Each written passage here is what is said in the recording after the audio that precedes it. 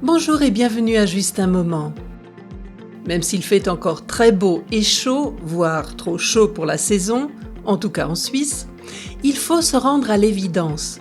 Nous sommes en automne, les jours raccourcissent notablement. Dans les régions montagneuses, l'automne est la saison de la transhumance.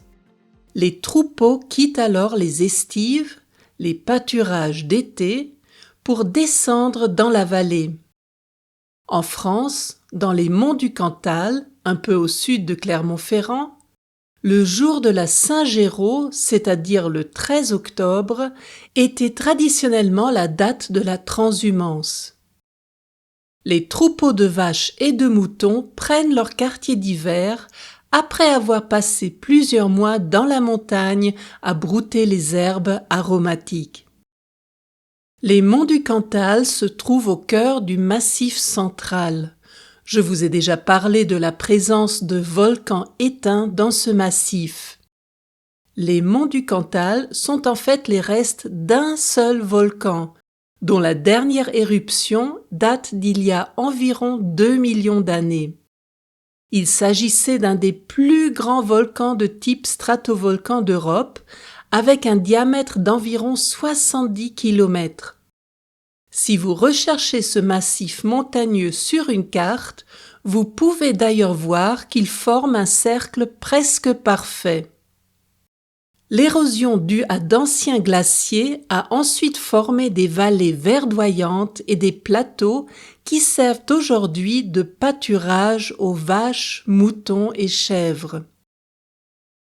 Vous connaissez peut-être le Cantal ou le Salers, des fromages au lait de vache cru à pâte pressée.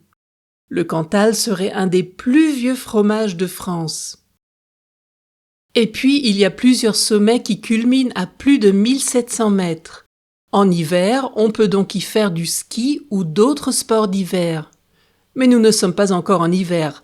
Profitons donc encore des dernières belles journées.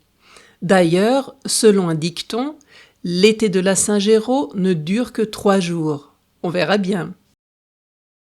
À propos de la Saint-Géraud, Géraud vivait à la fin du IXe siècle dans le Cantal et était seigneur d'Aurillac. Après une enfance marquée par une maladie et un pèlerinage à Rome, il décide que sa mission serait d'améliorer la vie de ses sujets. À l'époque, beaucoup de paysans appartenaient à leur seigneur. Géraud affranchissait chaque année 2 fois plus de serfs que les seigneurs du voisinage. Il était considéré comme juste, bon et courageux.